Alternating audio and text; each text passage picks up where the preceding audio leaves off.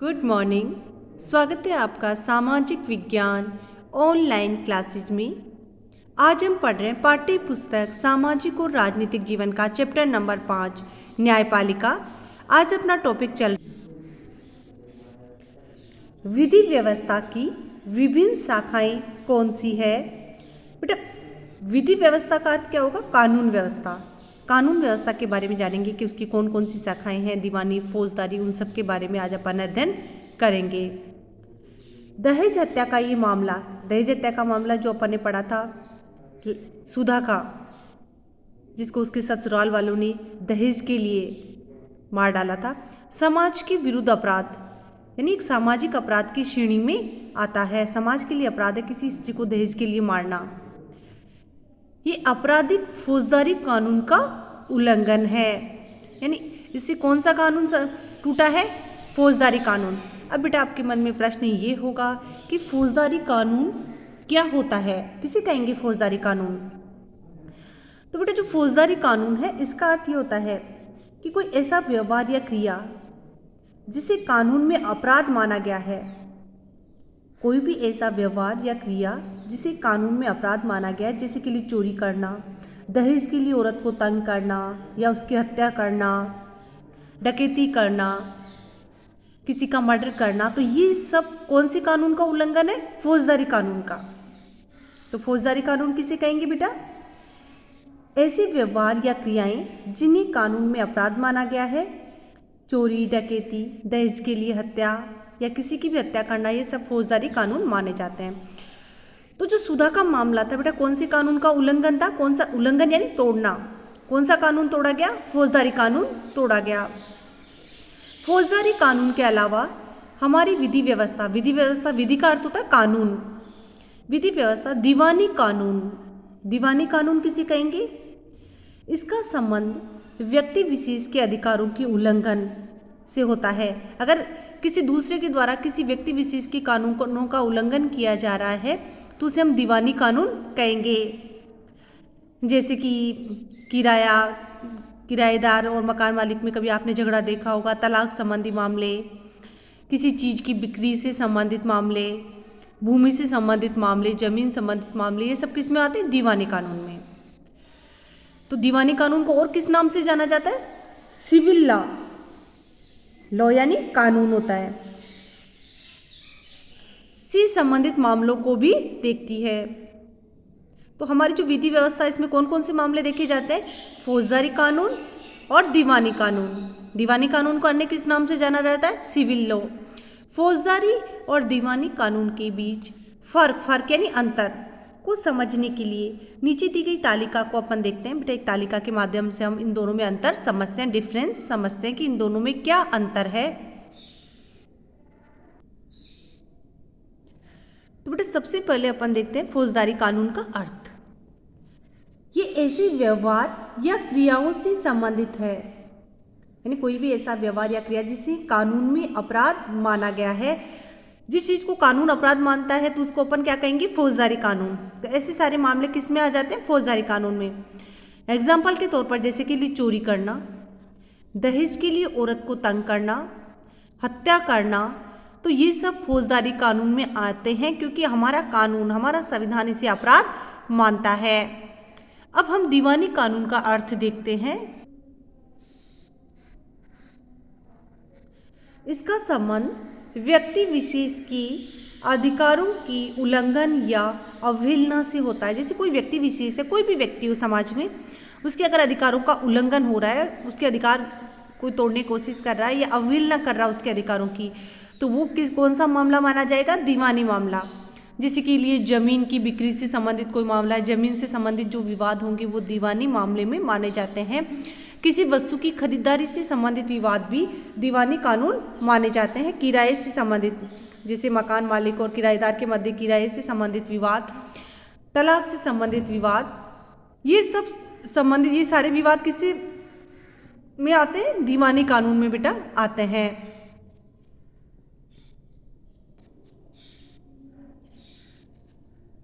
फौजदारी कानून से संबंधित अगर कोई व्यक्ति अपराध करता है तो सबसे पहले क्या किया जाता है? इसमें सबसे पहले आमतौर पर प्रथम सूचना रिपोर्ट पुलिस में जो अपन रिपोर्ट लिखवाते हैं उसको क्या कहते हैं? FIR, प्रथम सूचना रिपोर्ट या प्राथमिकी दर्ज कराई जाती है। यानी अगर हमारे साथ कुछ भी गलत होता है जो फौजदारी कानून का उल्लंघन है तो हम सबसे पहले क्या करेंगे?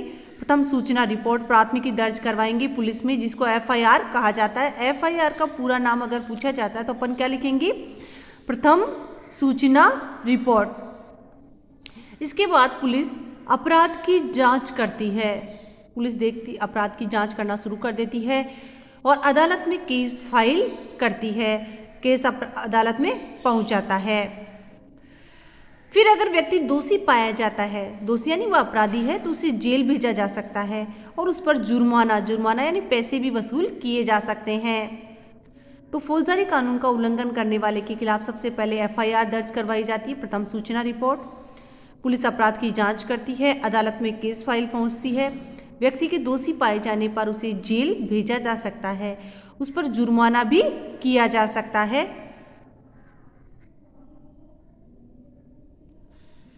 प्रभावित पक्ष की ओर से न्यायालय में एक याचिका दायर की जाती है। जो पक्ष भी प्रभावित हुआ है दीवानी मामलों में, तो दीवानी मामले से संबंधित जिस पक्ष के अधिकारों का उल्लंघन हो रहा है वह न्यायालय में एक याचिका दायर करता है। और अगर मामला किराए से संबंधित है तो मकान मालिक या किराएदार मुकदमा दायर कर सकता है। मकान मालिक भी याचिका दायर कर सकता है, मुकदमा दायर कर सकता है, किराएदार भी मुकदमा दायर कर सकता है। इसमें अदालत राहत की व्यवस्था करती है, दोनों के मध्य समझौता कराती है, जो भी सही फैसला होता है वह देती है। उदाहरण के लिए अगर मकान मालिक और किराएदार के बीच विवाद है तो अदालत यह आदेश दे सकती है कि किराएदार मकान को खाली करे और उसे बकाया किराया चुकाए। तो वह दोनों पक्षों को राहत देती है। जिस पक्ष की ओर प्रताड़ित किया जा रहा है, प्रताड़ना मिटा करके दोनों पक्षों को राहत देने की कोशिश करती है। तो बेटा आपको दीवानी अदालत और फौजदारी कानून है, दीवानी कानून है, समझ में आए होंगे।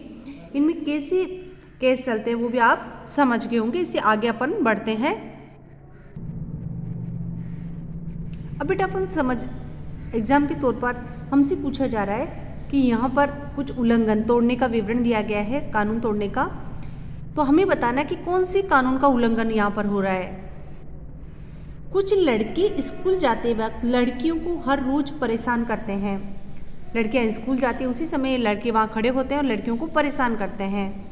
तो बेटा इसमें कौन सी कानून का उल्लंघन हुआ है? आपका आंसर क्या होगा?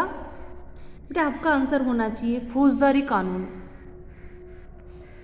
क्योंकि जब लड़के लड़कियों को हर रोज परेशान कर रहे हैं तो कौन सी कानून का उल्लंघन हो रहा है? फौजदारी कानून का उल्लंघन हो रहा है। तो ऐसे में लड़कियों के द्वारा क्या किया जाना चाहिए? FIR दर्ज की जानी चाहिए।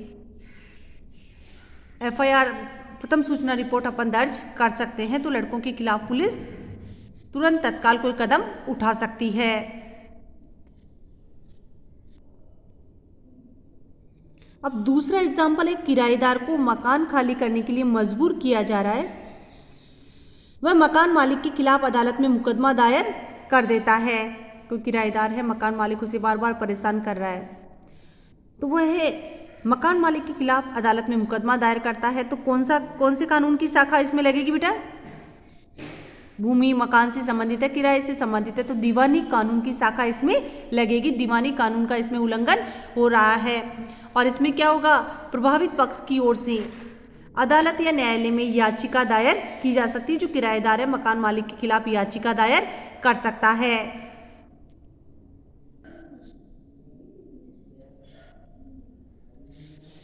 क्या हर व्यक्ति अदालत की शरण में जा सकता है? आपके मन में भी ये प्रश्न उठ रहा होगा बेटा कि क्या हम भी अदालत की शरण में जा सकते हैं? क्या प्रत्येक व्यक्ति अदालत की शरण में जा सकता है? तो इस प्रश्न का उत्तर अपन देखते हैं। सिद्धांत रूप में भारत के सभी नागरिक देश के न्यायालयों की शरण में जा सकते हैं। बिल्कुल सही है। कानूनी रूप से भारत के जो सभी नागरिक हैं देश के न्यायालयों की शरण में जा सकते हैं, न्यायालय में याचिका दायर कर सकते हैं। शरण में जाने का अर्थ होता है याचिका दायर करना। इसका अर्थ ये है कि प्रत्येक नागरिक को अदालत के माध्यम से न्याय मांगने का अधिकार है। अर्थात न्यायालय की शरण में जाने का अर्थ क्या होगा? प्रत्येक नागरिक अदालत से न्याय मांग सकता है अपने अधिकारों के लिए? जैसा कि आपने पीछे पढ़ा है, न्यायालय हमारे मौलिक अधिकारों की रक्षा में बहुत महत्वपूर्ण भूमिका निभाता है।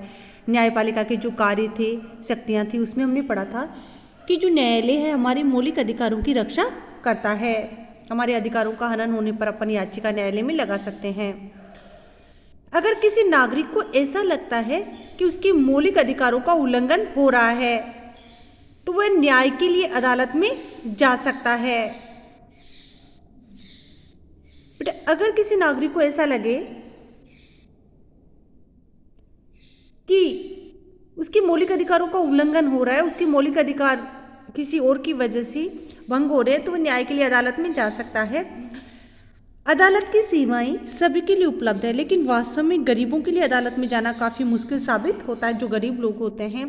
क्योंकि अदालत में जाना, अपन तो बात करते हैं कि अदालत में जा सकते हैं, न्याय मांग सकते हैं, लेकिन इसके लिए हमें वकील की आवश्यकता होती है, वकील को फीस चुकानी पड़ती है। तो गरीबों के लिए अदालत में जाना काफ़ी मुश्किल साबित हो सकता है, क्योंकि उनके पास इतने पैसे नहीं होते कि वो वकील करें, और सबसे बड़ी बात, उन्हें कानूनी प्रक्रिया का भी कोई इतना ज्ञान नहीं होता।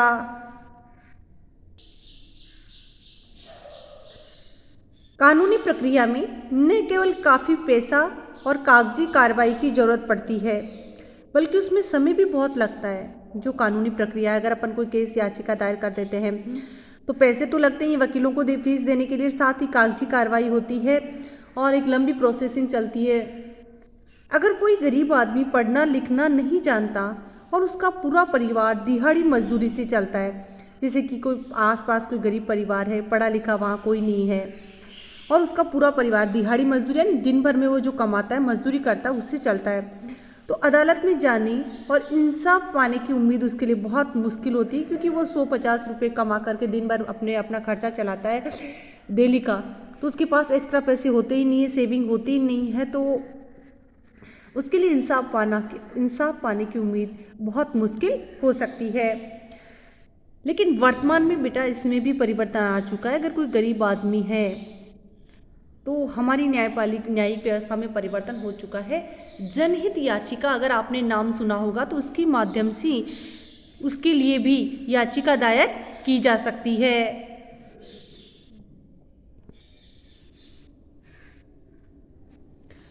इसी बात को ध्यान में रखते हुए 1980 के दशक में सर्वोच्च न्यायालय ने जनहित याचिका PIL की व्यवस्था विकसित की थी।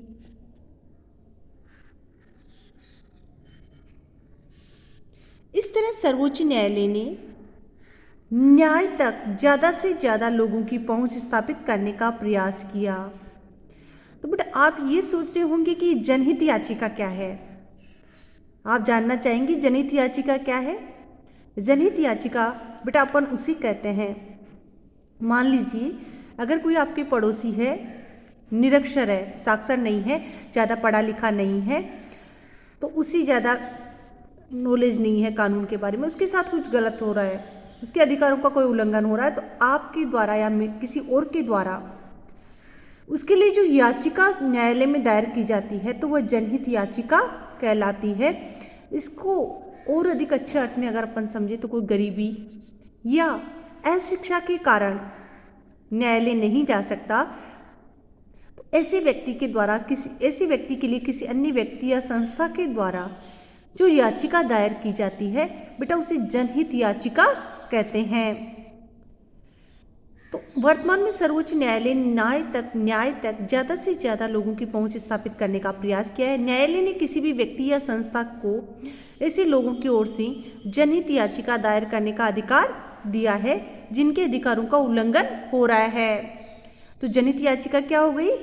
किसी भी व्यक्ति या संस्था को ऐसे लोगों की ओर से जनहित याचिका दायर करने का अधिकार दिया है जिनके अधिकारों का उल्लंघन हो रहा है। ये याचिका उच्च न्यायालय या सर्वोच्च न्यायालय में दायर की जा सकती है। तो इसे अपन क्या कहेंगे? जनहित याचिका। किसी गरीब व्यक्ति के लिए, निरक्षर व्यक्ति के लिए अगर किसी दूसरे व्यक्ति या संस्था के द्वारा याचिका दायर की जाती है तो वो बेटा जनहित याचिका कहलाती है। न्यायालय ने कानूनी प्रक्रिया को बेहद सरल बना दिया है। अब सर्वोच्च न्यायालय या उच्च न्यायालय के नाम भेजे गए पत्र या तार टेलीग्राम को भी जनहित याचिका माना जा सकता है। मान लो कि आप देख रहे हैं आपके आसपास कोई बहुत ज़्यादा परेशान है, कोई और उसके अधिकारों का हनन हो रहा है, किसी का शोषण हो रहा है, तो हम पत्र के माध्यम से भी, पत्र या तार के माध्यम से भी सर्वोच्च न्यायालय या उच्च न्यायालय में के नाम पर वो पत्र या तार भेज सकते हैं, जिसमें उस व्यक्ति के शोषण के बारे में लिख सकते हैं। तो इसे भी जनहित याचिका माना गया है। शुरुआती सालों में जनहित याचिका के माध्यम से बहुत सारे मुद्दों पर लोगों को न्याय दिलाया गया। बंधुआ मजदूरों को अमानवीय श्रम से मुक्ति दिलाने। बंधुआ मजदूर किसे कहते हैं बेटा? जिससे काम ले लिया जाता है, श्रम ले लिया जाता है, लेकिन पैसे नहीं दिए जाते। इस तरह के अमानवीय श्रम जिसमें उनको पैसे नहीं दिए जाते, सिर्फ काम लिया जाता, तो मुक्ति दिलाने। बिहार में सजा काटने के बाद भी रिहा नहीं किए गए कैदियों को रिहा करवाने। सजा काटने यानी जैसे किसी को 10 साल की सजा हुई, 5 साल की सजा हुई, वो समय तो चला गया लेकिन फिर भी वो जेल में है और रिहा नहीं किया गया, तो ऐसे कैदियों को रिहा करवाने के लिए जनहित याचिका का इस्तेमाल किया गया था। तो बेटा जनहित याचिका आपको अच्छे से समझ में आ गया होगा। प्रश्न भी आपके बन सकता है, जनहित याचिका किसे कहते हैं? तो जनहित याचिका अपन किसे कहेंगे बेटा? जो लोग गरीब हैं, निरक्षर हैं, जिन्हें कानून की समझ नहीं है, ऐसे व्यक्तियों के लिए न्यायालय में किसी भी अन्य व्यक्ति या संस्था के द्वारा जो याचिका दायर की जाती है, तो उसे क्या कहते हैं? जनहित याचिका।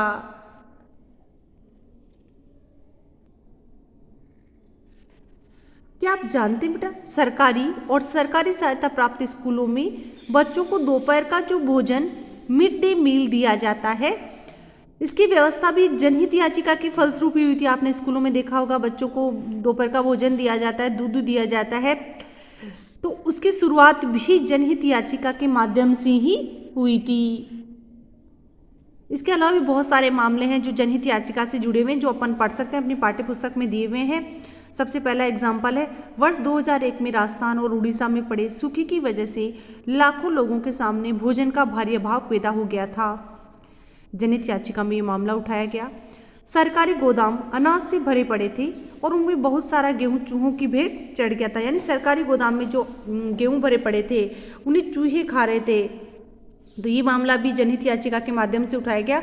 दूसरा, इस स्थिति को देखते हुए people's union for civil liberties एक संस्था है, PUCL, क्या नाम है इसका? People's union for civil liberties नामक एक संगठन ने सर्वोच्च न्यायालय में जनहित याचिका दायर की। याचिका में कहा गया कि संविधान के अनुच्छेद 21 बेटा जीवन की रक्षा के अधिकार से संबंधित है, बहुत ही महत्वपूर्ण। अनुच्छेद 21 में दिए गए जीवन के मौलिक अधिकारों में भोजन का अधिकार भी शामिल है। राज्य की इस दलील को गलत साबित कर दिया गया कि उसके पास संसाधन नहीं है, क्योंकि संसाधन सरकारी गोदाम अनाज से भरे पड़े हैं, चूहे उन्हें खा रहे हैं। इसका आधार यह था कि सरकारी गोदाम अनाज से भरे हुए थे। तब सर्वोच्च न्यायालय ने आदेश दिया कि सबको भोजन उपलब्ध कराना राज्य का दायित्व है, ये उनकी जीवन की रक्षा के अधिकार में शामिल है। लिहाजा सर्वोच्च न्यायालय ने सरकार को आदेश दिया कि वह नए रोजगार पैदा करे, राशन की सरकारी दुकानों के जरिए सस्ती दर पर भोजन उपलब्ध करवाए और बच्चों को स्कूल में दोपहर का भोजन दिया जाए।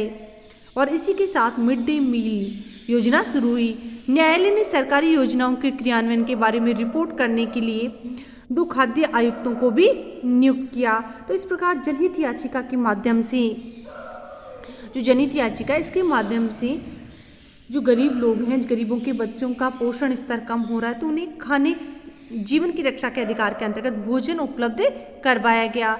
तो बेटा आज आपको ये टॉपिक जो अपन ने पढ़े, फौजदारी कानून किसे कहते हैं, दीवानी कानून किसे कहते हैं, इन दोनों में क्या अंतर है, दूसरा न्यायालय की शरण में जाना अपन किसे कहते हैं, जनहित याचिका किसे कहते हैं, तो ये आपको अच्छे से समझ में आ गए होंगे। इससे नेक्स्ट टॉपिक, इससे आगे का टॉपिक अपन कल पढ़ेंगे।